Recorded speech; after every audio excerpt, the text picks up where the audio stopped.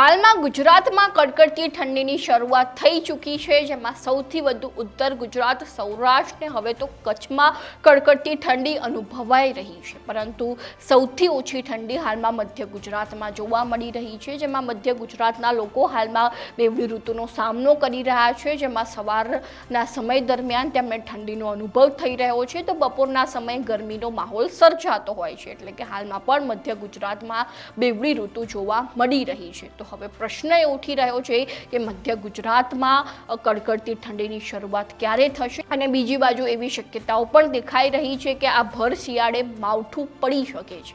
હવામાન નિષ્ણાંત પરેશ ગોસ્વામી દ્વારા 2 દિવસ પહેલા જણાવવામાં આવ્યું હતું કે ગુજરાતમાં ભર શિયાળે ક્યાંક માવઠું પડવાની શક્યતાઓ દેખાઈ રહી છે, જેમાં સૌરાષ્ટ્ર કે દક્ષિણના વિસ્તારોમાં માવઠું પડે તેવી આગાહી તેમના દ્વારા કરવામાં આવી હતી.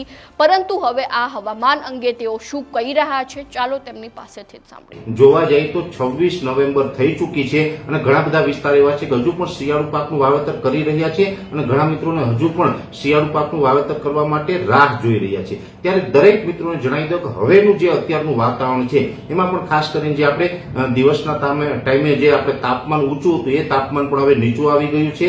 આપણે શિયાળાની રેગ્યુલર શરૂઆત થઈ ચૂકી છે અને હવે પણ આપણે કોઈ પણ પ્રકારે બિયારણ વાવીએ તો આપણે ખતરો ન હોય, એટલે હવે શિયાળુ પાકનું વાવેતર કરી દેવું જોઈએ. હવે બિલકુલ મોડું ન કરવું જોઈએ. એટલે એની અંદર હું આપને જણાવી દઉં કે 1 ડિસેમ્બર સુધીમાં, એટલે કે હવે 4-5 દિવસની અંદર તમામ પ્રકારનું વાવેતર થઈ જાય તો એ આપણા માટે હિતાવહ રહેશે. એ પછી તમે 1 ડિસેમ્બર પછી પણ લેટ વાવેતર કરો તો એ વાવેતરની અંદર આપણે યોગ્ય હવામાન જે આપણે મળવું જોઈએ, ખાસ કરીને જે ઠંડી ભૂર પવન હોય, ઝાકળ હોય, એ યોગ્ય હવામાન મળવું જોઈએ. એ યોગ્ય હવામાન ન મળે, સમયસર યોગ્ય હવામાન ન મળે તો આપણો પાક છે એ નબળો રહીએ અથવા તો ઉત્પાદન છે એ ઘટતું હોય છે. એટલે ખાસ કરીને હવે આપણે જે શિયાળુ પાકનું વાવેતર કરવા માટે યોગ્ય હવામાન બની ચૂક્યું છે, તો હવે આપણે મોડામાં મોડું 30 નવેમ્બર અથવા તો 1 ડિસેમ્બર સુધીમાં આપણે દરેક પ્રકારના જે શિયાળુ પાકના વાવેતર કરવાના હોય એ કરી દેવા જોઈએ, આવું મારું વ્યક્તિગત માનવું છે.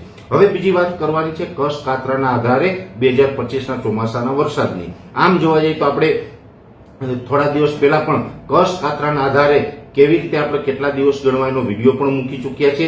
ખાસ કરીને આપણે નવા વર્ષે એટલે કે જે બેસતા વર્ષના દિવસે વિડીયો મૂકેલો હતો એમાં કચ્છ કાતરાના આધારે આપણે માહિતી આપેલી હતી કે કચ્છ કેટલા દિવસે પાકે ને કેવો કચ્છ હોવો જોઈએ. એટલે કે આકાશમાં લીસોટા થઈ જાય, એ પણ સંધ્યા ટાઈમે ખાસ કરીને આકાશ એકદમ લાલ થઈ જાય, તાંબા જેવું આકાશ થઈ જાય અને એકદમ લાલ આકાશ હોય ને કચ્છના લીસોટા હોય આકાશની અંદર, એવું આકાશ થવું જોઈએ. તો એ કચ્છ બંધાણો કહેવાય અને એ કચ્છ પછી જયારે ચોમાસા દરમિયાન વરસાદના રૂપમાં અસર કરતો હોય છે. આ વર્ષે જોવા જઈએ તો કચ્છની શરૂઆત લેટ થઈ છે. સ્વાભાવિક રીતે સામાન્ય રીતે જયારે ચોમાસું વહેલું અથવા તો સમયસર હોય ત્યારે ઘણી વખત એવું બનતું હોય કે બેસતા વર્ષના દિવસેથી જ એટલે કે દિવાળી ઉપરથી કચ્છ થવાનું ચાલુ થઈ ગયું હોય છે. પણ આ વર્ષે કચ્છ થવાનું ચાલુ થયું ખૂબ મોડું છે. આ વર્ષે જોવા જઈએ તો અત્યારે આપણે સામાન્ય રીતે આજે જે 26-27 તારીખ એટલે કે નવેમ્બર મહિનાના એન્ડમાં આ કચ્છ થવાનું ચાલુ થયું છે. તો ચોક્કસથી છેલ્લા 2-3 દિવસથી જે કચ્છ થવાનું ચાલુ થયું છે એ અત્યારે જોવા જઈએ તો એવું સૂચવી રહ્યું છે કે ચોમાસું છે એ થોડુંક લેટ થશે. લેટ એટલે કે જૂન મહિનાના એન્ડમાં તો ચોમાસાની શરૂઆત ગુજરાતની અંદર થઈ જશે, મોટા ભાગના વિસ્તારની અંદર શરૂઆત થઈ જાય. પણ જે ચોમાસું લેટ થશે પણ ચોમાસામાં જે શરૂઆત હશે એ ધમાકેદાર શરૂઆત થાય તેવી શક્યતાઓ દેખાઈ રહી છે. એટલે 2025નું વર્ષ છે એ સારું પણ થવાનું છે, ચોમાસાની શરૂઆત છે એ ધમાકેદાર થાય એવા અત્યારે સંકેતો મળી રહ્યા છે. જો કે આ વૈજ્ઞાનિક આધારે નથી, જે આધુનિક ટેકનોલોજી વાળું વિજ્ઞાન છે કે જે અમે સેટેલાઇટના માધ્યમથી અલગ અલગ પેરામીટરોના માધ્યમથી તમારા સુધી માહિતી અમે પહોંચાડતા હોય છે.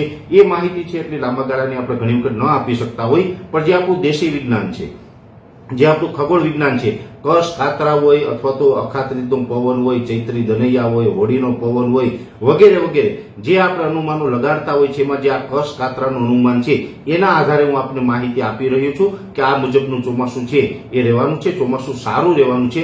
થોડુંક કદાચ ચોમાસું છે એ 15 જૂને ન આવે, થોડુંક આપણે લેટ આવે, એટલે કે જૂન મહિનાના છેલ્લા અઠવાડિયામાં કદાચ શરૂઆત થાય, પણ શરૂઆત ધમાકેદાર થશે.